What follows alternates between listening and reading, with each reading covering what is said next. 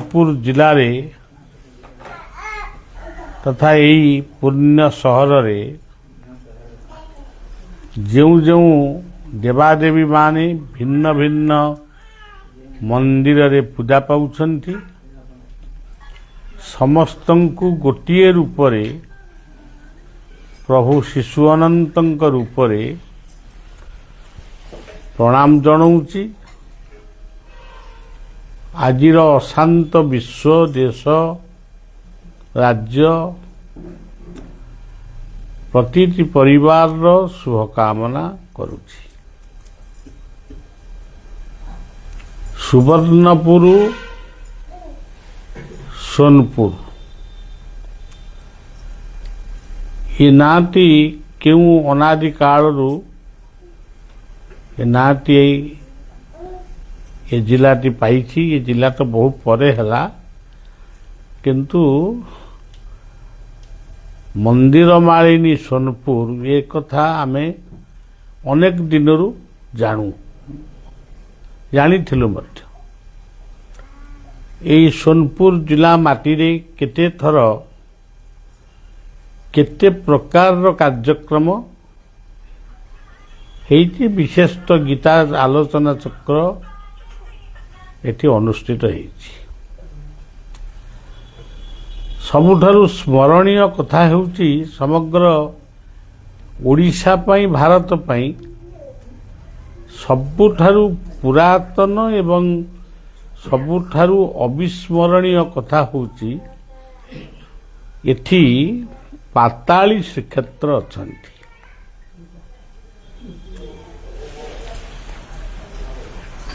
सत्य युगरे कौन सी एक युगरे राजा बलिंकु बामन भगवान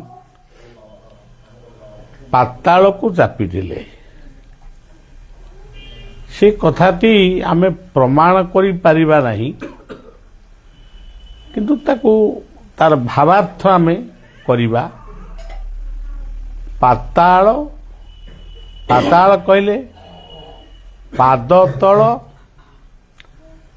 पाताल कहले स्वर्गमर्त्य पाताल। किंतु से पातालटा कोउठी ताको मध्य एपर्यंत कई स्थिर करि नांती। समस्त कहते गोटे पाताल बोली गोटे जगह अच्छी किंतु आमर भौगोलिक माने ताको विचार करिकिरि कहती पाताल कहले आमर नागालैंड अमेरिका एमतिया केतोटी जगह को एमाने पाताल बोली स्वीकार करिसेंती। स्वर्ग मध्य कोउठी ताको मध्य केही देखी नाहांती कि जानी नाहांती किंतु स्वर्ग स्वर्ग समस्ते कहउछंती। तेणु आमे आमे किंतु स्वर्ग को ठाब करिछु बा स्वर्ग को स्थिर करिछु आम हिमालय बद्रीनाथ केदारनाथ अमरनाथ गंगोत्री जमुनोत्री यही सब क्षेत्र को आमे स्वर्ग बोली कहउछु। मर्त्य कहले आमे जोटी वास करूछु सेटा मर्त्य।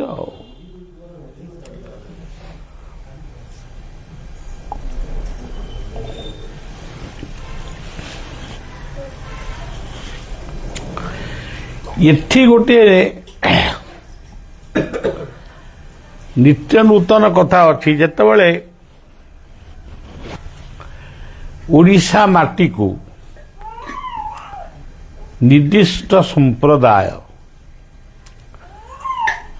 यहाकू आयत्त को नबा पई बा दखल करिबा पई से चिंता करिछि। सेतबेले से देखिछि एठी गोटे अपूर्व स्वर्ण सुना ठारू कोटि कोटि गुण रे मूल्यवान पदार्थटी रही जहाको आयत्त कला अर्थ आमे ओडिशा को आयत्त करवा। से स्वर्णटी किए सी होचंती विश्ववंद्य जगन्नाथ। यही जगन्नाथ को पोड़ी दिया पानी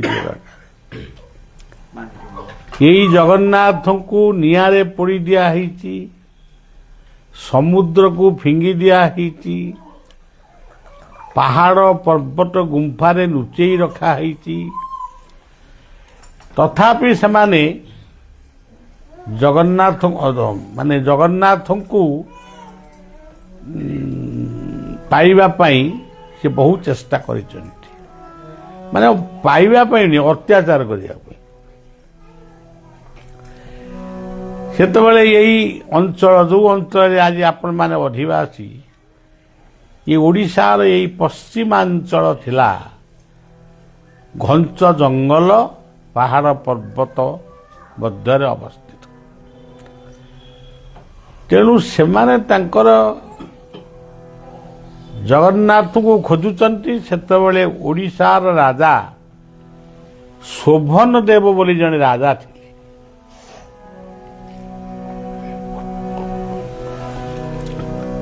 ସେ ପ୍ରଚଣ୍ଡ ଜଗନ୍ନାଥ ପ୍ରେମୀ। ସେ ଦେଖିଲେ ଯେ ମୋ ଆଗରେ ମୋ ଠାକୁରଙ୍କୁ, ମୋ ଇଷ୍ଟଦେବଙ୍କୁ କିଏ ପୋଡ଼ିଦେବ, ଫୋପାଡ଼ିଦେବ, ମୁଁ ତାକୁ ସହିପାରିବିନି। ତେଣୁ ଏଇ ଓଡ଼ିଶାର ଏଇ ସ୍ଥାନଟିକୁ ସେ ମନ ଭିତରେ ନିର୍ଣ୍ଣୟ କଲେ, ଏଇ ନିଘଞ୍ଚ ଜଙ୍ଗଲ ଭିତରେ ଯଦି ମୁଁ ଜଗନ୍ନାଥଙ୍କୁ ଲୁଚେଇକି ରଖିଦେବି, ତାହେଲେ ଜଗନ୍ନାଥଙ୍କର ରକ୍ଷା ହେଇଯିବ। ଆଜି ଯାହାକୁ ଆପଣମାନେ ପାତାଳୀ ଶ୍ରୀକ୍ଷେତ୍ର ବୋଲି କହୁଛନ୍ତି, ସେଇଠି ଜଗନ୍ନାଥଙ୍କୁ ପୋତି ଦିଆହେଲା।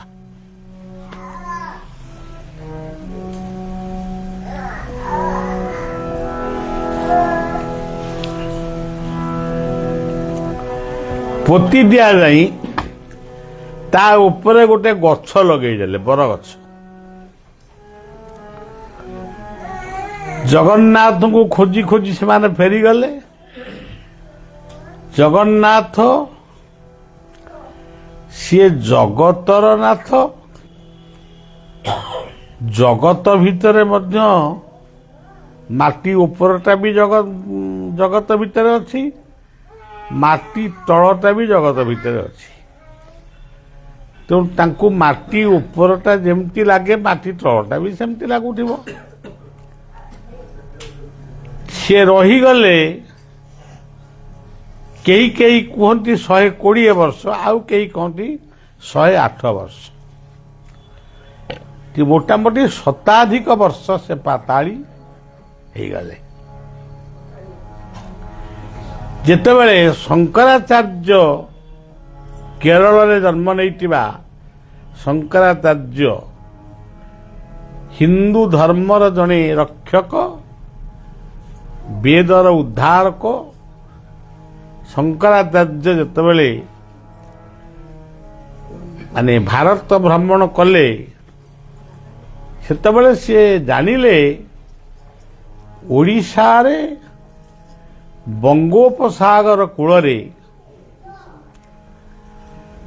ନୀଳାଦ୍ରି ନୀଳମାଧବ ପୂଜା ପାଉଛନ୍ତି, ପୁଣ୍ୟକ୍ଷେତ୍ର। ସେଇ କ୍ଷେତ୍ରକୁ ଦର୍ଶନ କରିବା ନିତ୍ୟାନ୍ତ ଜରୁରୀ। ସେ ଯେତେବେଳେ ଆସି ପୁରୀ ଶ୍ରୀକ୍ଷେତ୍ରରେ ପହଞ୍ଚିଲେ, ସେ ରାଜାଙ୍କୁ ପଚାରିବେ। ରାଜାଙ୍କୁ ପଚାରିଲେ ଜଗଦୀଶ ବା ଜଗନ୍ନାଥ ବା ନୀଳମାଧବ ସେ ବର୍ତ୍ତମାନ କୋଉଠି ତାଙ୍କ ମନ୍ଦିର? ସେତେବେଳକୁ ଓଡ଼ିଶା ଭୁଲି ଯାଇଛି ଜଗନ୍ନାଥ କିଏ, କ'ଣ, କୋଉଠୁ ଥିଲେ, କୋଉଠିକି ଗଲେ। ଓଡ଼ିଶା ଇତିହାସରେ ସେ କଥା ଆଉ ନାହିଁ। ସେ ଆଶ୍ଚର୍ଯ୍ୟ ହେଲେ, କହିଲେ ମୁଁ ତ ଜାଣିନେଇ। ଏ କଥା ଯେତେବେଳେ ରାଜାଙ୍କ ଠାରୁ ସେ ଶୁଣିଲେ, ସେ ଧ୍ୟାନସ୍ଥ ହେଲେ। ଯେତେବେଳେ ଆଖି ବୁଜି ସେ ଧ୍ୟାନସ୍ଥ ହେଲେ, ସେତେବେଳେ ସିଏ ସେ ଧ୍ୟାନ ମୁଦ୍ରାରେ ବା ଦିବ୍ୟ ନେତ୍ରରେ ଦେଖିଲେ ସୋନପୁର ବୋଲି ଗୋଟେ ଜାଗା ଯେଉଁଠି ଜଗନ୍ନାଥ ପାତାଳି ହେଇଯାଇଛନ୍ତି। ସେ ରାଜାଙ୍କୁ କହିଲେ ମୁଁ ଯୋଉଠିକି ଯିବି ତୁମେ ସୈନ୍ୟ ସାମନ୍ତ ନେଇ ସେଇଠିକି ଚାଲ, ମତେ ପଚାରିବନି କୋଉଠିକି ଯିବ ବୋଲି। ରାଜା ସୈନ୍ୟମାନଙ୍କୁ ବା ଶ୍ରମିକ ମାନଙ୍କୁ ପଠେଇଲେ। ଆଜିର ଶ୍ରୀକ୍ଷେତ୍ର ପାତାଳି ଶ୍ରୀକ୍ଷେତ୍ର ପାଖରେ ପହଞ୍ଚିଲେ। ଗୋଟେ ବିରାଟ ବରଗଛ ସେଠି ହେଇଛି। ସିଏ ବରଗଛକୁ କାଟିବାକୁ ନିର୍ଦ୍ଦେଶ କଲେ। ସେତେବେଳେ ଆପଣମାନେ ଜାଣିଛନ୍ତି ଗଛ ଲଗେଇବା ପାଇଁ ଆମର ସୌଖିନ ଯେତିକି ଥାଏ, ଗଛ କାଟିବା ପାଇଁ ଆମର ସୌଖିନ ନଥାଏ। ଆମର କାଠର ଆବଶ୍ୟକତା ଥାଏ, କିନ୍ତୁ ଗଛ କାଟିବା ଏଇଟା ଆମମାନଙ୍କର ଧର୍ମ ନୁହେଁ। ଆମେ ଜନ୍ମ ହେଲା ବେଳେ ଏନ୍ତୁଡ଼ି ଶାଳରେ ଆମର କାଠ ନିଆଁ ଦରକାର ହେଉଥିଲା। ପୋଡ଼ା ହେଲା ବେଳେ ମଧ୍ୟ କାଠ 6 ଖଣ୍ଡି କାଠ ବି ଲୋଡ଼ା ହେଉଥିଲା। କିନ୍ତୁ ଆଜି ତ କାଠ କାହାର ଦରକାର ନାହିଁ। ଆଜି କେବଳ ଗଛକୁ କାଟିବା ଇଏ ହେଉଛି ବର୍ତ୍ତମାନ ଆମର ଧର୍ମ। ଦିବ୍ୟ ପୁରୁଷ ଶଙ୍କରାଚାର୍ଯ୍ୟଙ୍କର ଆଦେଶରେ ଗଛଟି କଟା ହେଲା। ସେ ଜାଗାକୁ ଖୋଳିବାକୁ ନିର୍ଦ୍ଦେଶ କଲେ, ଖୋଳିଲେ। ଜଗନ୍ନାଥଙ୍କର ମୂର୍ତ୍ତି ଆଉ ନଥିଲା, କିଛି ନଥିଲା। ସେଠି କ'ଣ ଥିଲା? ସେଠି କେବଳ ଦେଖିଲେ 3ଟି ବ୍ରହ୍ମଶିଳା, ଯାହାକୁ ଆପଣ କହୁଛନ୍ତି ବ୍ରହ୍ମ। ସେଇ 3ଟି ବ୍ରହ୍ମଶିଳାକୁ ସେ ନେଇକି ଆସିଲେ। ପୁନଶ୍ଚ ଧ୍ୟାନମଗ୍ନ ହେଲେ। ଧ୍ୟାନରେ ସେ ଜାଣିବାକୁ ଚେଷ୍ଟା କଲେ ଏଇ ବ୍ରହ୍ମମୂର୍ତ୍ତି କେଉଁ ଭଳିଆ ମୂର୍ତ୍ତି ଭିତରେ ଥିଲେ।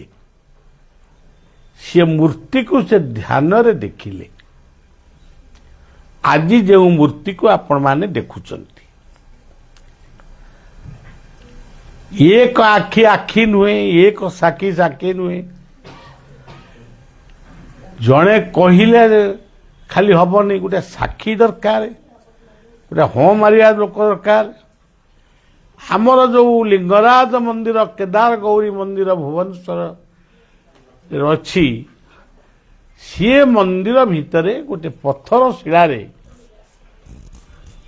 ଜଗନ୍ନାଥଙ୍କର ବିଗ୍ରହ ରହିଛି। ସେଇ ଗୋଟିକ ସାକ୍ଷୀ ହେଲା। ଶଙ୍କରାଚାର୍ଯ୍ୟ ଯେଭଳି କହିଲେ ସେଇଭଳି ଭାବରେ ମୂର୍ତ୍ତି ସ୍ଥାପନ ହେଲେ।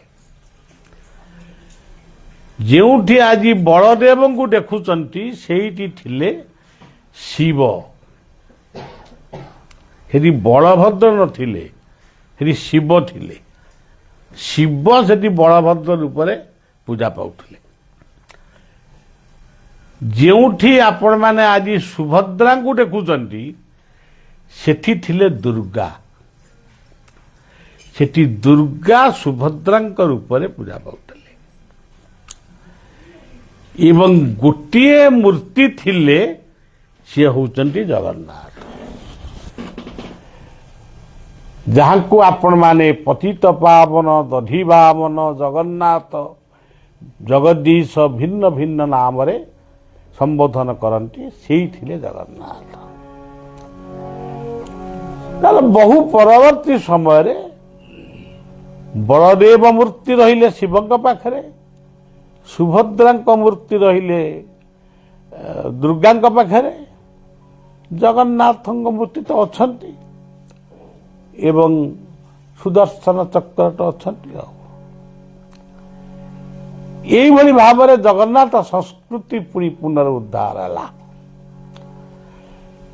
ଆପଣମାନେ ଜାଣିଛନ୍ତି ଯେତେବେଳେ ଧର୍ମର ଗ୍ଲାନି ଘଟେ ସେତେବେଳେ କେହି ନା କେହି ଆସିକିରି ଧର୍ମକୁ ଉତ୍ଥାପନ କରିବା ପାଇଁ ଚେଷ୍ଟା କରେ। ଯଦା ଯଦା ହିଁ ଧର୍ମସ୍ୟ, ଆପଣ ଜାଣିଛନ୍ତି ସେ ଶ୍ଲୋକ ମୁଁ କହୁନି, କିନ୍ତୁ ଯେତେବେଳେ ଯେତେବେଳେ ଧର୍ମର ଗ୍ଲାନି ଘଟେ ସେତେବେଳେ ସେ ଆବିର୍ଭାବ ହୁଅନ୍ତି। ସାଧୁମାନଙ୍କୁ ପରିତ୍ରାଣ କରନ୍ତି, ଦୁଷ୍କୃତକୁ ବିନାଶ କରନ୍ତି, ପୁଣ୍ୟାତ୍ମା ମାନଙ୍କୁ ମୁକ୍ତି ଦିଅନ୍ତି, ସମାଜ ପାଇଁକି ନିର୍ଦ୍ଦେଶ ଦିଅନ୍ତି, ପରାମର୍ଶ ଦିଅନ୍ତି, ତାପରେ ସେ ଲୀଳା ଖେଳା ଶେଷ କରି ସେ ପୁଣି ଫେରିଯାଆନ୍ତି।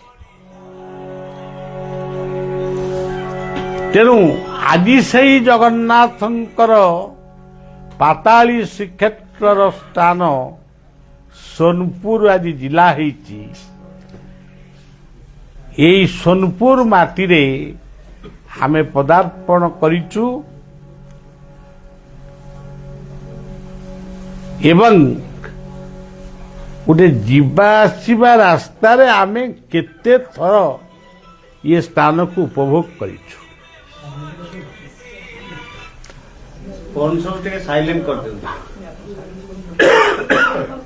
এই ପୁଣ୍ୟ ମାଟିକୁ ବଳିଆ କୋଟି କୋଟି ବାର ପ୍ରଣାମ ନିବେଦନ କରୁଛି।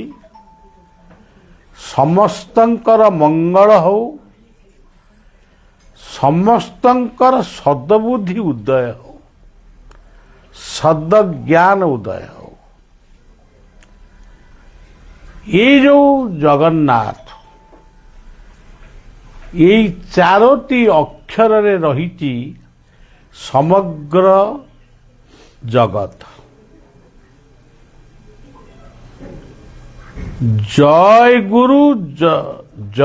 গুরু জগন্নাথ, ଏ ଦୁଇଟି ଶବ୍ଦ ଭିତରେ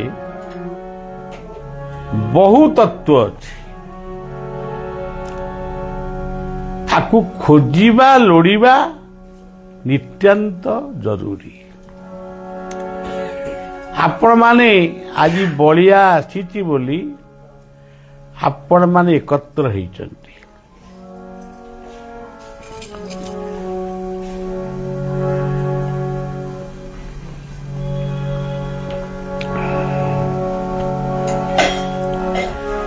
ଏହାକୁ ହିଁ କୁହାଯାଏ ସତସଙ୍ଗ। ଯଦି ବିଦ୍ୟାଳୟ ବିନା, ମହାବିଦ୍ୟାଳୟ ବିନା, ଶିକ୍ଷକ ବିନା, ଅଧ୍ୟାପକ ଅଧ୍ୟାପିକା ମାନଙ୍କ ବିନା ପିଲା ଯେମିତି ପାଠ ପଢିପାରେ ନା, ଶିକ୍ଷିତ ହେଇପାରେ ନା, ସେଇଭଳି ଗୁରୁ ବିନା ମଣିଷ ଭଲ ବାଟ ଦେଖିପାରେ ନା। ସେ ଅବାଟକୁ ମଧ୍ୟ ବାଟ ବୋଲି ଭାବେ। ସେଥିପାଇଁ କୁହାଯାଇଛି ଆମ ଶାସ୍ତ୍ର ମାନଙ୍କରେ, ଜୀବନରେ କେତୋଟି ଅପରାଧ ଆପଣମାନେ କରିବେ ନାହିଁ। ପ୍ରଥମ ଅପରାଧଟି ହେଉଛି ଗୁରୁ ଅପରାଧୀ ହେବେ ନାହିଁ। ଗୁରୁ ଅପରାଧ କହିଲେ କେବଳ ସଦ୍ଗୁରୁଙ୍କ ପାଖରେ ଅପରାଧ କରିବା, ଏ ତ ବହୁତ ବଡ଼ ଅପରାଧ ହେଇଗଲା। ତା ପୂର୍ବରୁ ମାତା ପିତା, ଶିକ୍ଷାଗୁରୁ, ଏଇମାନଙ୍କ ପାଖରେ, ଗୁରୁଜନ, ଏଇମାନଙ୍କ ପାଖରେ ତମେ ଅପରାଧୀ ହୁଅ ନା।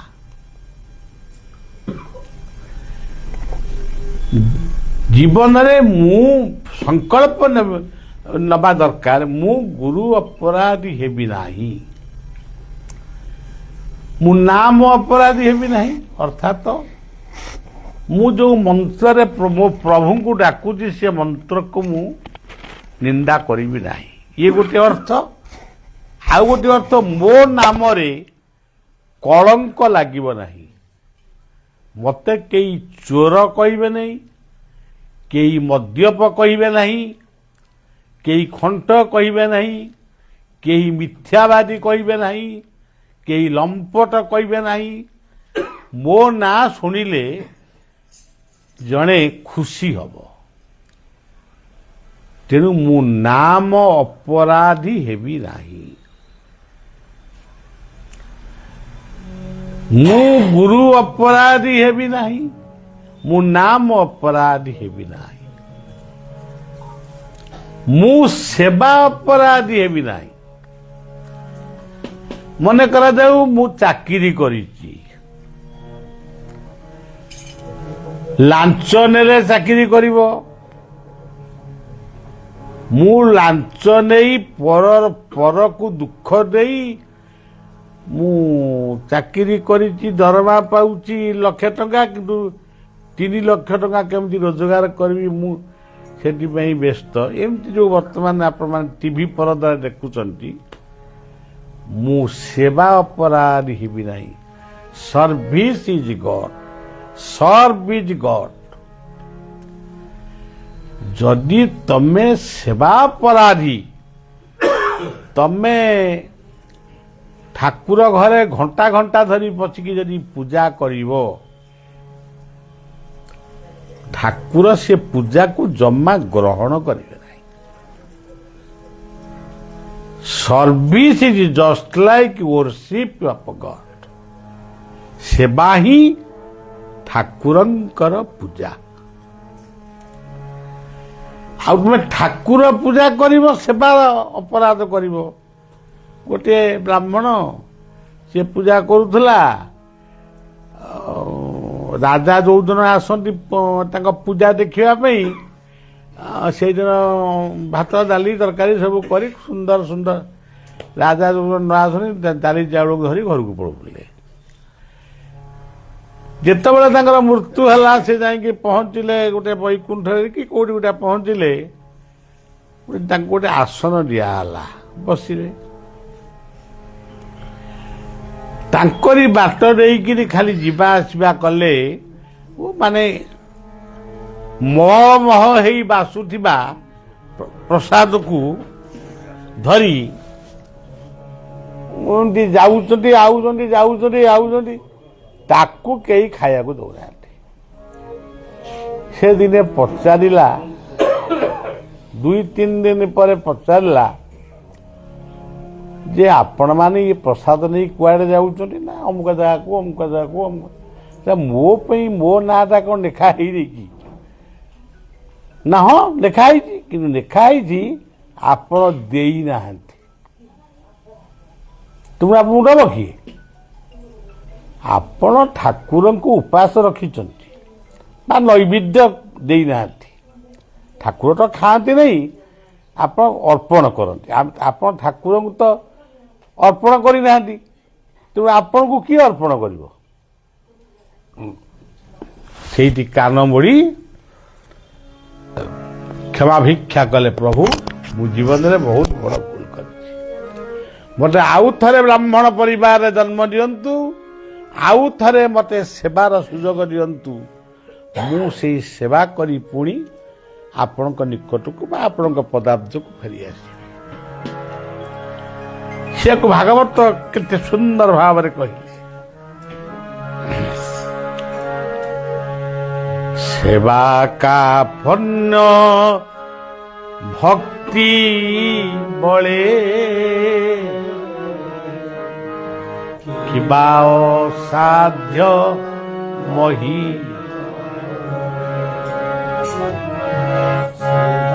କାଫନ୍ୟ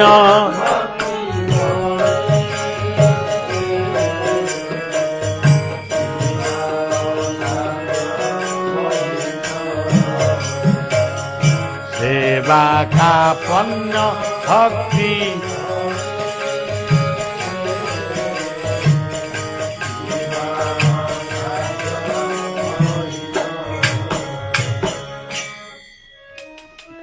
ଜଣେ ବ୍ୟକ୍ତି ବାପାଙ୍କୁ ଗୋଟେ ଗୋଇଠା ମାରିଥିଲା, ମରିଗଲା। ସେ ବାପା ତାଙ୍କର ତ ମରିଗଲେ, ତାପରେ ପୁଅ ବି ମରିଗଲେ। ପୁଅର ଗୋଟାଏ ଏକ ଅଙ୍ଗୀ ବାତ ଧଇଲା। ସେତେବେଳେ ତ ହୋମିଓପାଥିକ ଏଲୋପାଥିକ ସାଇନ୍ସ ସବୁ ଡେଭଲପ କରିନଥିଲା। ଏଇଟା ମୁଁ ଆପଣଙ୍କୁ ସତ କଥାଟା କହୁଛି। ସେ ଗୋଟେ ଠାକୁରଙ୍କ ପାଖରେ ଅନୁସରଣ ରହିଲେ। ଠାକୁର ତାଙ୍କୁ ସ୍ୱପ୍ନାଦେଶ କଲେ, ତମେ ପୂର୍ବଜନ୍ମରେ ବାପାଙ୍କୁ ଗୋଇଠା ମାରିଛ। ସେ ଅପରାଧ କେମିତି ଖଣ୍ଡନ ହବ? ତମ ବାପା ବର୍ତ୍ତମାନ ଜନ୍ମ ହେଇଛନ୍ତି ଅମୁକ ଗାଁରେ, ଗୋଟିଏ ମୌଳିକ ସମ୍ପ୍ରଦାୟରେ, ମଲ୍ଲିକ ଯାଉ ସିଏ ନଦୀରୁ ଗାଧେଇକିରି ବାଲ୍ଟିଏ ପାଣି ନେଇକିରି ଆଉଥିବେ, ତମେ ସେ ଗାଁ ନଦୀ ତୁଠକୁ ଯିବ, ସେଇଠି ଲମ୍ବ ହେଇ ପଡିବ। ସିଏ ଯେତେ କହିବେ ଉଠିବା ପାଇଁ ଉଠିବନି। ତମେ କହିବ ଆପଣ ଆଗେ କ୍ଷମା ମତେ ଦିଅନ୍ତୁ। ସ୍ୱପ୍ନର ବୃତ୍ତାନ୍ତଟି ତାଙ୍କୁ କହିବେ। ତାଙ୍କ ପାଦ ଘଷିବେ, ମାନେ ମୋଡ଼ାମୋଡ଼ି କରିବେ। ସିଏ ଖାଇବେ, ତାଙ୍କରି ସାଙ୍ଗରେ ବସି ଖାଇବେ। ତୁମେ ତମ ବାପାଙ୍କୁ ଖୁଆଇଦେବ ଏବଂ ନିଜେ ଖାଇବ। କରିପାରିବ ଯଦି ତୁମେ ଇଏ ପ୍ରାରବ୍ଧରୁ ଉଦ୍ଧାର ହବ।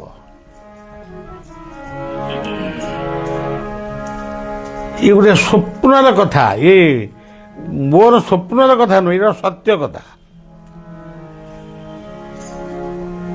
ଇଏ ସେ ଗାଁକୁ ଗଲେ, ସେ ଗାଁଟି ନାଁ ମନେ ପଡୁନି ମୋର। ସିଏ ଗାଁକୁ ଗଲେ, ସେଇ ନଈକୂଳକୁ ଗଲେ, ସେଇ ଲୋକକୁ ଭେଟିଲେ, ଲମ୍ବଇ ଶାସ୍ତାଙ୍କ ଦଣ୍ଡବତ କଲେ, ସେଇଠୁ ଆସିଲେ ଘରକୁ। ସିଏ କହିଲେ ବାପା ତମେ ଅମୁକ ଘରେ ଜନ୍ମ ହେଇଛ, ଆମେ କଣ ଆମ ଘରେ ତମେ ଖାଇବ? ନା ମୁଁ ତ ଖାଇବି ଆଉ।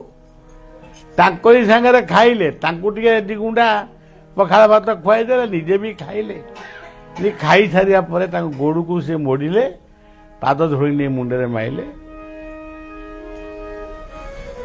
ତାଙ୍କୁ ସେତେବେଳକୁ ସିଏ ବି ବୁଢ଼ା ହେଇଗଲେ। ସିଏ ସେତେବେଳେ କହିଲେ ବାପା ମୁଁ ତ ଜାଣିନି ତୁ ମୋର ପୁଅ ଥିଲୁ ବୋଲି, ପୂର୍ବଜନ୍ମରେ ମୁଁ ଏବେ ଜାଣିଲି।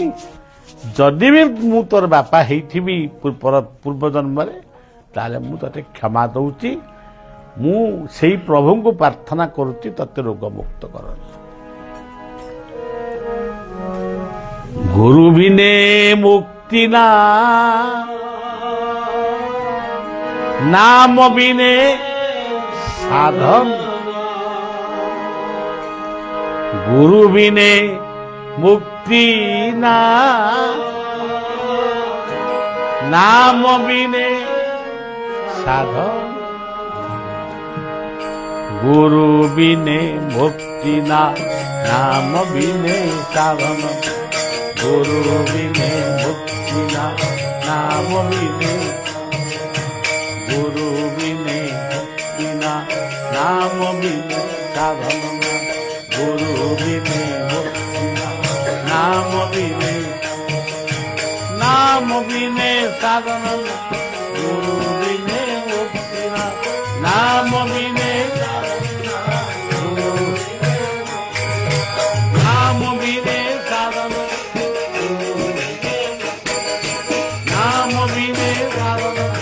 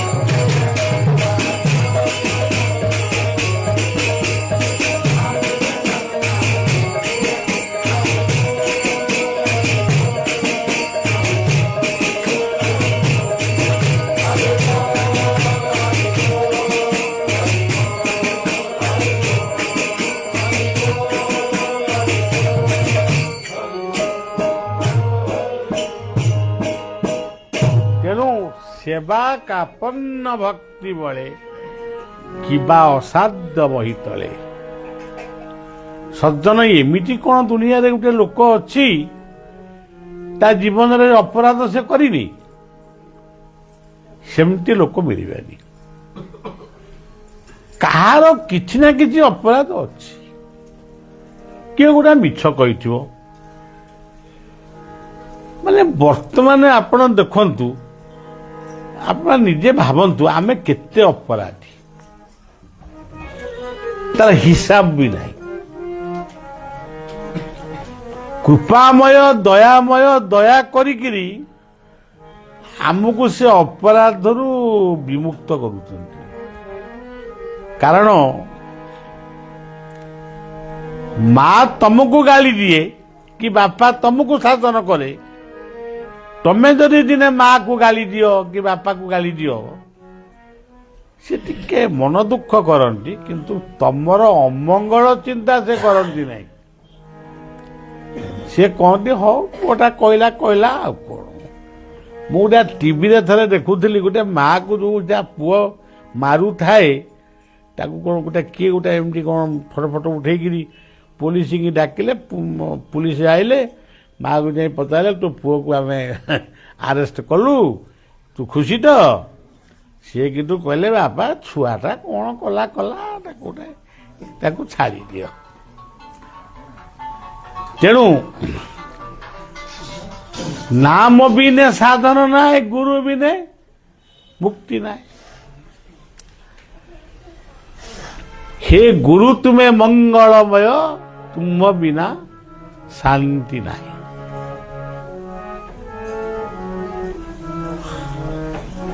कथा होची वर्तमान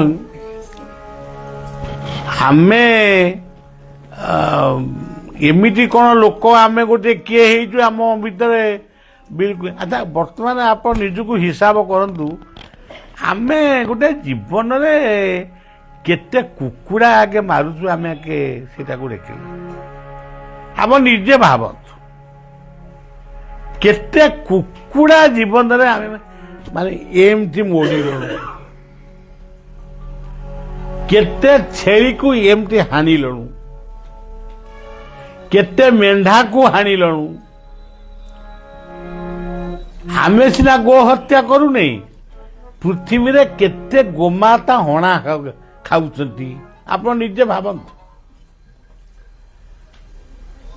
ये गला माने मोटा मोटी कथा, माछ केते माइलु माने कंकड़ा केते माइलु गला एमते गला मारचु मारचु मारू मारू आमर बेलू सेटा एमती आलू बाइगण भलिया आमर आ मने नाइ जे आमे एते जीव को हत्या कलु।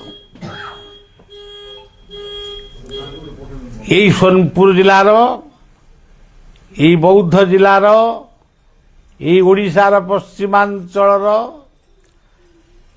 जड़े महापुरुष जन्म ही कौन कहले, दिल्लीर पार्लियामेंट रे बलिया जो दिन पद्मश्री पाइथिला, ना पद्मश्री भाव निमंत्रण पाइथिला ये जो नुआ राष्ट्रपति होती द्रौपदी मुर्मू। मुझे जीवाक मोर इच्छा नाला, मत कहले चलतु हाँ जीवा देखी आसवा, से भी से कथा को उद्धार करते। प्राणी को आरत दुख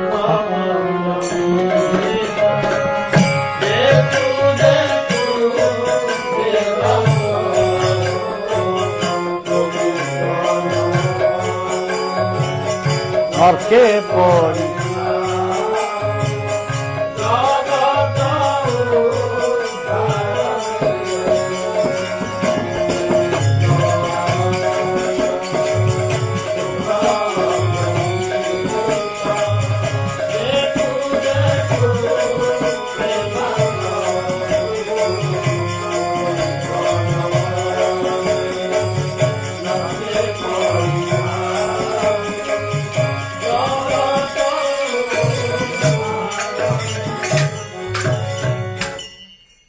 कहीं से कही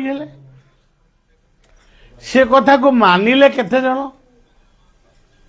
ବା ମାନୁଛନ୍ତି କେତେ ଜଣ? ତେଣୁ ଆଉ ସେ କଥା ସବୁ କହିକିରି ବି ଲାଭ କିଛି ନାହିଁ। ଆମେ କଥା ଶିଖିଛୁ କହୁଛୁ, ଆଉ ଆମେ ତ କହିବୁ, କହିବାକୁ ଆମକୁ ଆଦେଶ ଦିଆହେଇଛି, ଆମକୁ ପଠା ହେଇଛି। ତେଣୁ ସେଇଭଳି ଭାବରେ ମୁଁ ସେବା ଅପରାଧୀ ହେବି ନାହିଁ। ଜଣେ ବିଜନେସ୍ କରୁଛି, ମନେ କର କିଛି ମାଛ ମାଂସ ଖାଉନେଇ, ଆମର ମାଢୁଆଳି ଭକ୍ତମାନେ, ସେ ମାଢୁଆଳି ଏମାନେ କ'ଣ ମାଛ ମାଂସ ଖାଆନ୍ତି? ଖାଆନ୍ତିନି। ମୁଁ ମାଢୁଆଳି ବୋଲି ନା କହିଦେଲି ସିନା, ମାଢୁଆଳି ବୋଲି ମୁଁ କହୁନି, କିନ୍ତୁ ଜଣେ ବ୍ୟବସାୟ କରୁଛି, ପେଟ୍ରୋଲରେ କିରାସିନି ପୁରଉଛି। ସିଏ କ'ଣ ସେଇଟା କହନ୍ତି, ଲଙ୍କା ଗୁଣ୍ଡରେ ଇଟା ଗୁଣ୍ଡ ପୁରଉଛି। ସେ ଚାଉଳ ବସ୍ତାରେ ଗୋଡ଼ି ପୁରଉଛି। ସେ କ'ଣ, ସେ କୋଉ ପ୍ରକାର ତମେ ସେବା କରୁଛ? ଏ ପାଖରେ ସେବା କରିବ, ସେ ପାଖରେ ଠାକୁର ଘରେ ବସି ଗୋଟେ ମନ୍ଦିର କରିଦେବ, ଦେଖେଇଦେବ ମୁଁ ଗୋଟେ ମନ୍ଦିର କରିଛି, ଏତେ ନୀତି କରୁଛି। ତା ସବୁ ବେକାର, ଶୁଦ୍ଧ ବେକାର। ଏହାଙ୍କ ଭଳି, ଏହାଠାରୁ ବଳି ଅଭଦ୍ରାମୀ ଆଉ କିଛି ହେଇ ନପାରେ।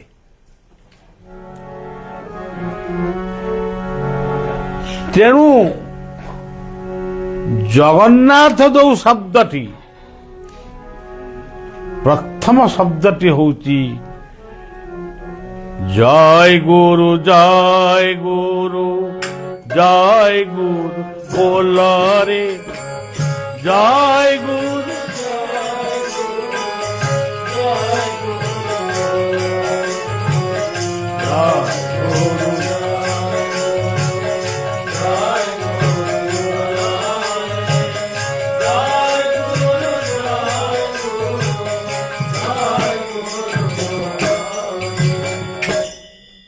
ଜୀବନରେ ତୁମେ ଜୟ ଗୁରୁ ଯଦି କହିଲ, ତାହେଲେ ସେଇଠି ବହୁତ କଥା ବି ଆପଣମାନେ ଠାକୁରଙ୍କୁ ସମର୍ପଣ କଲେ। ମୋ ବାପା, ମୋ ବୋଉ, ମୋ ଅଜା, ମୋ ଆଈ, ମୋ ଜେଜେ, ମୋ ମାମୁଁ, ମୋ ମାଇଁ, ସବୁ ମୋର କାକା, ଦାଦା, ଚାଚା ଯିଏ ସବୁ ଅଛନ୍ତି, ସବୁ ଯାକ ତାରି ଭିତରେ ରହିଗଲେ। ଜୟ ଗୁରୁ, ଜୟ ଜୟ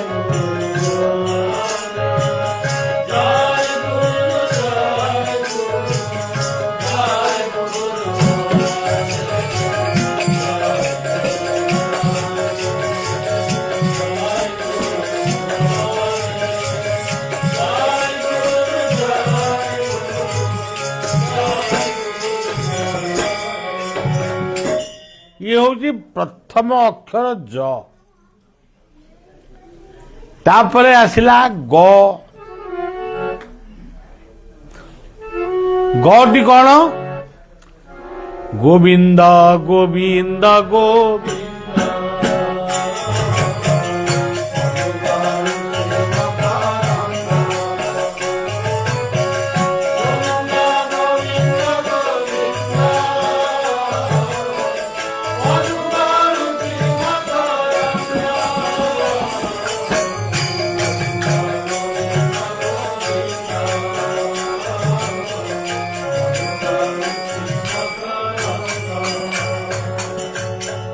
ଭଗବାନ କୃଷ୍ଣଙ୍କୁ ଗୋବିନ୍ଦ ବୋଲି କେତେବେଳେ ସମ୍ବୋଧନ କରାଗଲା?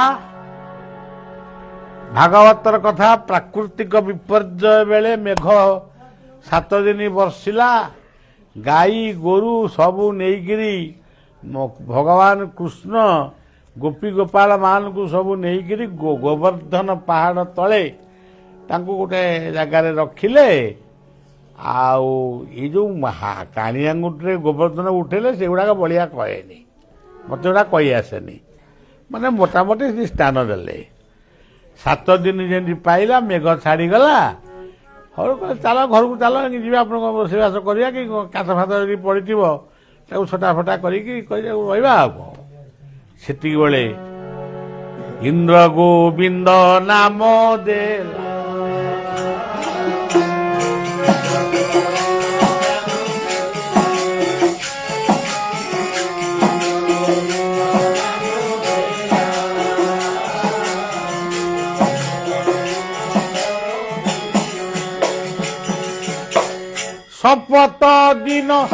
ଯଦି ଗଲା ଇନ୍ଦ୍ର ଗୋବିନ୍ଦ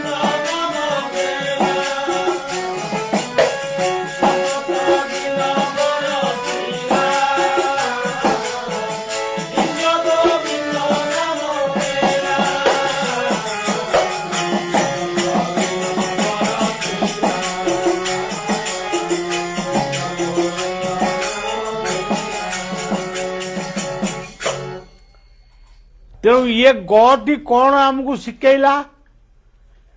ଗ ଶିଖେଇଲା ହେ ବାବୁ ମାନେ ମା ମାନେ କରୋନା ଭଳିଆ ପ୍ରାକୃତିକ ବିପର୍ଯ୍ୟୟ ଯେତେବେଳେ ମଣିଷ ପାଇଁ ଆସିବ କି ଜୀବଜଗତ ପାଇଁ ଆସିବ ସେତେବେଳେ ସେଇ ଅବହେଳିତ ମଣିଷକୁ ଜୀବନରେ କିଛି ସାହାଯ୍ୟ କର, ତାଙ୍କୁ କି ତାଙ୍କ ପାଇଁ କିଛି କାମ କର, ତାହେଲେ ତମେ ମୋ କୃପା ପାଇବ। ଇଏ ହଉଛି ଗ। ନାଁଟି କଣ? ନାମ ଟଇ ମହା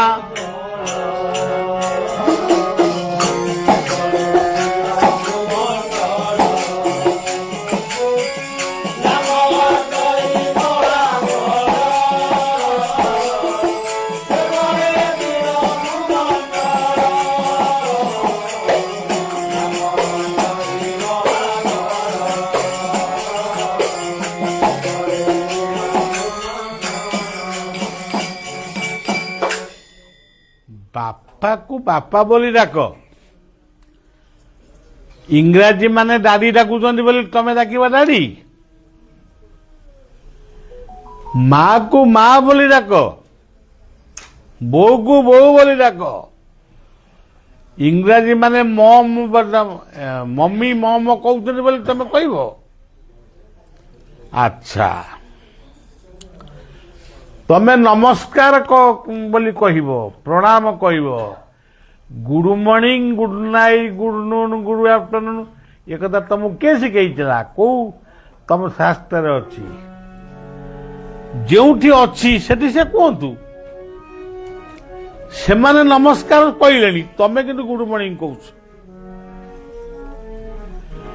ଗୋଡ ବାଜିଗଲେ ବିଷ୍ଣୁ କହିବ, କାରଣ ବିଷ୍ଣୁଙ୍କର ଜଗତରେ ବିଷ୍ଣୁ ପରିପୂର୍ଣ୍ଣ।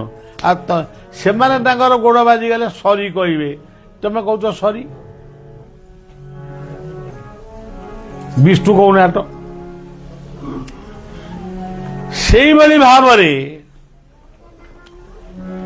ଜୀବନରେ ଆମେ ନାମକୁ ଭୁଲ କରି ସାରିଲୁଣୁ। ଆମର ଆଉ ଆମେ ଅଙ୍କଲ କହୁଛୁ, ଅଙ୍କଲ ଅଙ୍କଲ, ଆଣ୍ଟି, ସେଟା କଣ ତମ ଶବ୍ଦ? ସେଟା ଆମେରିକାରେ ଲୋକ କହୁଛନ୍ତି କି ଆଉ କୋଉଠି କୋଉଠି ମୁଁ ଜାଣିନି। ହଁ, ତମେ କାହିଁ କହୁଛ?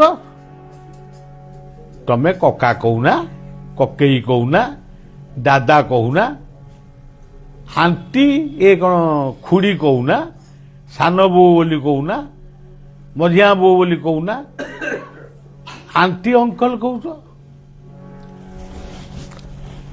ଏଇ ସବୁ ନାଁ ଗୁଡାକ ତମେ ଗୋଳମାଳ କରିଦେଲାଣି। ଆଚ୍ଛା, ଯଦି ନାଁ ଗୁଡାକ ଗୋଳମାଳ କଲ ତାହେଲେ ଭଗବାନଙ୍କ ନାଁକୁ ଗୋଳମାଳ କରୁନା। ଭଗବାନ ବୋଲି କହୁଛ, ତାକୁ ଆଉ ଗୋଟେ କଣ କୁହ? ଅବଶ୍ୟ କେତେକ କହିଲେଣି ଗଡ ବୋଲି କହିଲେଣି, ଭଗବାନ ଆଉ କହୁନାହାନ୍ତି। ଭଗବାନଟା ବେଶୀ, ସେ ନାମଟା ବେଶୀ ଶବ୍ଦ ଅଛି, ଗଡ, କିନ୍ତୁ ଭଗବାନ କହୁନା। ଭଗବାନଙ୍କ ମନ୍ଦିରକୁ ଯେତେବେଳେ ଯାଉଛ କହୁଛ ତୁମେବ ମାତାଶ୍ଚ ପିତା ତୁମେବ। କାହିଁ କହୁଛ? ତମେ ଜଗନ୍ନାଥଙ୍କ ମନ୍ଦିରକୁ ଯାଇ କାହିଁ କହୁଛ ତୁମେବ ମାତାଶ୍ଚ ପିତା ତୁମେବ? କହୁନା ତୁମେବ ଡାଡି ସ ମମି ତୁମେବ। ତାପରେ କଣରେ? ତାପରେ ତୁମେବ ଅଙ୍କଲ ଆଣ୍ଟି ତୁମେବ। କୁହ ତୁମେବ ଗ୍ରାଣ୍ଡ ଫାଦର ତୁମେ ତ ଗାଁର ମଦର ତୁମେବ ଏମିତି କହୁନା। ଭାତକୁ ଭାତ ନ କହି ରାଇସ୍ କାହିଁ କହୁଛ, ଅନ୍ନ କହୁନା। ତାହେଲେ ଜଗନ୍ନାଥଙ୍କ ପ୍ରସାଦକୁ ମହାପ୍ରସାଦ ବୋଲି କାହିଁ କହୁଛ? ତେଣୁ ସଜ୍ଜନ, ଭୁଲ ଜାଣି ଶୁଣି ଭୁଲ କରନା। ନାମ ଟଇ ମହା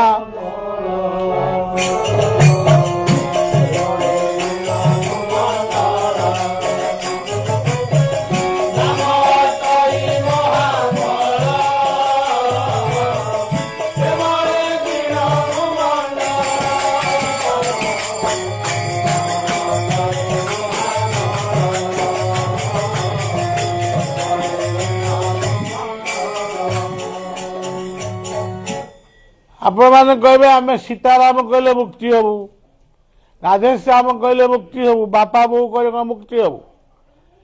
କିନ୍ତୁ ବାପା ବୋଉ ନାହାନ୍ତି କି ମୁଁ ଟିକେ ବୁଝେଇ ଦଉଛି। ବା କହିଲେ ନିଶ୍ୱାସ, ଧୋରେ ବାଇଆ ଧୋ, ଧୋରେ ବାଇଆ ଧୋ, ଧୋରେ ବାଇଆ ଧୋ, ଧୋରେ ବାଇଆ ଧୋ। ଯେଉଁ କିଆରିରେ ଗହ ସେଇ କିଆରିରେ ଶୋ, ଯେଉଁ କିଆରିରେ ଗହ ସେଇ କିଆରିରେ ଧୋରେ ବାଇଆ ଧୋ, ଧୋରେ ବାଇଆ ଧୋ, ଧୋରେ ବାଇଆ ଧୋ। ବାଟି ଚାଲୁଛି ବୋଲି ବଇଛେ, ବା ଯଦି ବେଳା ବନ୍ଦ ହେଇଯିବ ଆମେ ବର୍ତ୍ତମାନ ଗଲୁ। ବା ପା ପା କହିଲେ ପାଣି, ପାଣି କହିଲେ ଜଳ, କିନ୍ତୁ ପାଣି କହିଲେ ହାତ, କରପତ୍ର, କର ପାଣି। ତେଣୁ ବା ପା ନିଶ୍ୱାସ ଆଉ ହାତରେ ନିଶ୍ୱାସ ତମକୁ ବଞ୍ଚେଇ ରଖିବ, ହାତରେ ତମେ କାମ କରି ନିଜେ ନିଜ ପରିବାରକୁ ପୋଷିବ। ତେଣୁ ବାପା ନାଁକୁ ଭଜନ କଲେ ଭଗବାନ ଖୁସି ହେବେନି। ଆଚ୍ଛା, ଇଏ ଗଲା ବାପା। ମା କହିଲେ ମାଟି, ମାଟି ମାଟି ମା, ମାଟି ମା ଅଙ୍ଗନେ ସୁନା ଧାନ।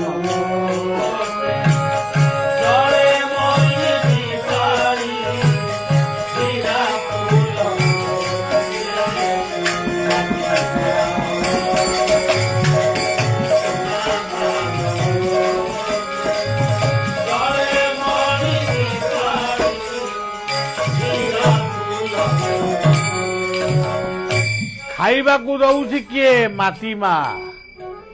ପିନ୍ଧିବାକୁ ଦଉଛି କିଏ? ମାଟି ମା। ଶୋଇବାକୁ ଦଉଛି କିଏ? ମାଟି ମା। ଜନ୍ମ ଦେଇ ଦଉଛି କିଏ? ମାଟି ମା। ପୁଣି ମାଟିରେ ଏ ଦେହ ମିଶି ଯାଉଛି। ମାଟିର ଘଟ ମାଟିରେ ମିଶି ନାହିଁ ଏଠି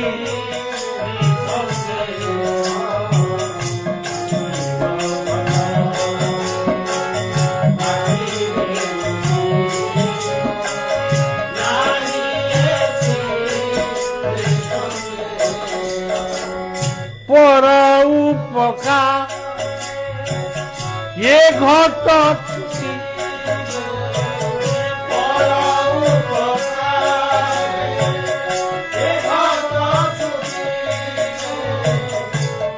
এ সিনা মধুম ও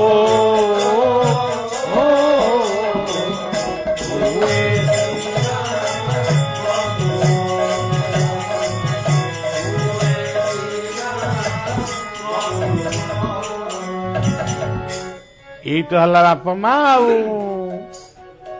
ଆଉ ବୋଉ କହିଲେ ସେ ପୁଣି ଗୋଟେ ସମୟ ଲାଗିବ। ତେଣୁ ଆମେ ଆଉ ବେଶୀ ସମୟ କହିବାନି। ତେବେ ସବୁ ହଉଛି ନାମ ଅଟଇ ମହାବଳ ସେବଳେ ଜିଣ ଭୂମଣ୍ଡଳ ନା କଣ? ଜ ଗ ନା ଗଲା।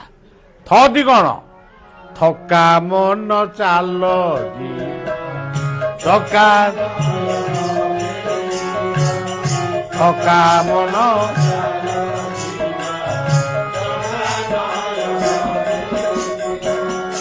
কাম କରି କରି ଥକି ପଡ଼ିଲ, କଥା କହି କହି ଥକି ପଡ଼ିଲ। ବର୍ତ୍ତମାନ ଆପଣମାନଙ୍କୁ କିଛି କହିଲି, ପ୍ରାର୍ଥନା କଲି, ବର୍ତ୍ତମାନ ଘରେ କବାଟ ବନ୍ଦ କରି ବସିକିରି ମୁଁ କ'ଣ କରିବି? ଧ୍ୟାନ, ଆସନ, ପ୍ରାଣାୟାମ ସବୁ କରିବି, କାହାକୁ ଦେଖାଦେବିନି। କିଏ କହିବ ମୁଁ ଟିକେ ବାବାଙ୍କୁ ଦେଖିବି, ମୁଁ କହିଲି ପାରିବିନି। ତେଣୁ ଥକା ମନ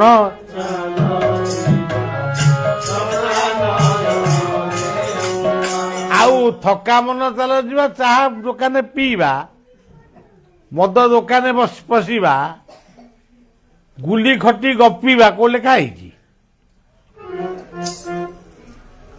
ଆମେ ଯାଇଥିଲୁ ଗୋଟା ବୁଲିବା ପାଇଁ, ଆମ ଡ୍ରାଇଭର ସାହେବ କହିଲେ ବାବା ଏଠି ଲୋକ ଗୁଡ଼ା କ'ଣ ଗୋଟା ହେଇକି ଚାହା ବୋଧେ ବଢ଼ିଆ ହେଉଛି, ଆଣ ଟିକେ ପିଇଦେବା। ସେମିତି କିଛି ଭଲ ଚାହା ନୁହଁ, ଗୋଟେ ପିଇଦେଲୁ ଆଉ ନଈ କୂଳରେ ଆଉ। ତେଣୁ ଏୟା ଗଣ୍ଡେ ଖାଇଛି ଆମର ଯେ ଥକି ଯେତେବେଳେ ପଡ଼ିବ ସେତେବେଳେ ବସିକି ମାନେ ଦୋକାନକୁ ଯିବ କି ବଜାରକୁ ଯିବ ନା, କୋଉଠିକି ଯିବ? ଏମିତି ବସିବ, ସେଇଠିକି ଯିବ। ଗୁରୁଙ୍କ ପାଦ ପଦ୍ମରେ ମନ ଦେବ। ଗୋଟାଏ ମିନିଟ୍ ହଉ, ଗୋଟାଏ ଘଣ୍ଟା ନହେଲା ନାହିଁ, 2 ମିନିଟ୍ ହେଲା। ଆଚ୍ଛା, ତେଣୁ ଆମେ କୁଆଡ଼େ ଯିବା ବର୍ତ୍ତମାନ? ଥକା ମନ ସେଠିକି ଯିବା ଆଉ। ଥକା ମନ ଚାଲ,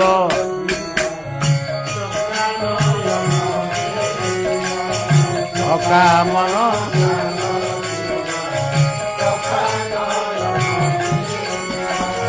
ଶଙ୍ଖଲାଭି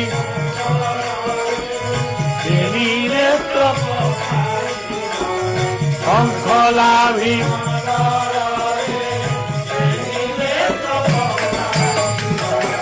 ଥକା ମନ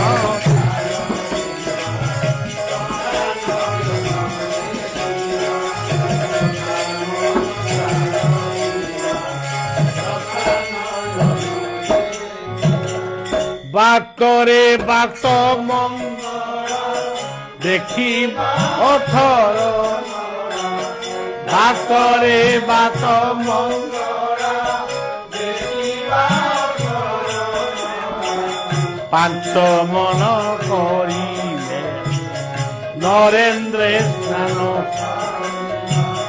ପାଞ୍ଚ ମନ କରି ନରେନ୍ଦ୍ର ଥକା ମନ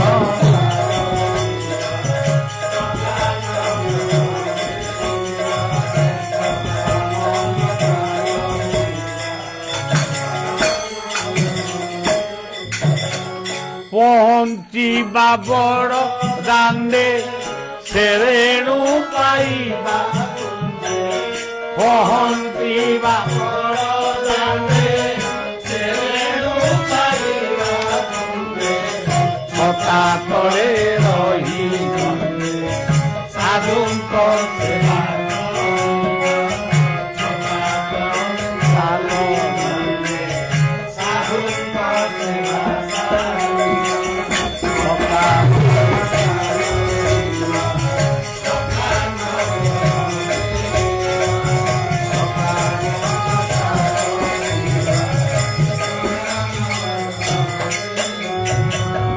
বাইশি পাবন পকা কৈবল্য হেউছি, বাইশি পাবন পকা কৈবল্য হেউছি, হান্দি কবরে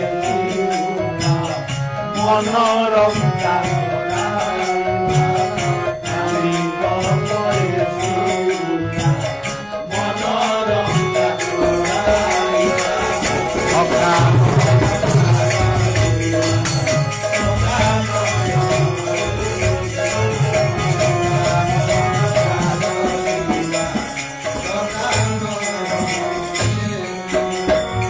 গরুড় পছরে দেখ দিশুছি কলাসি, গরুড় পছরে দেখ দিশুছি কলাসি, কহই সাইয়া বলরাম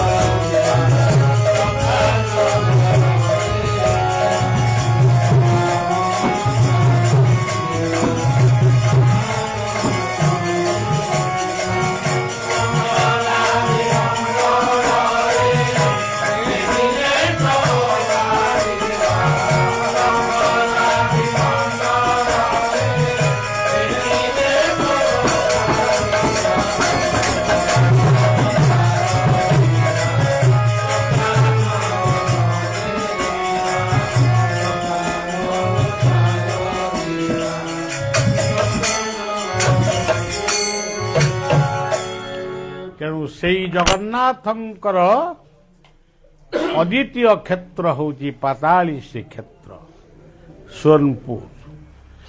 ତେଣୁ ଏହି ସୁବର୍ଣ୍ଣପୁର ପାତାଳି ଶ୍ରୀକ୍ଷେତ୍ରର ପବିତ୍ର ମାଟିକୁ ପ୍ରଣାମ ଜଣାଉଛି। ଯିବା ଆସିବା ବାଟରେ ସୋନପୁର ପଇଲା।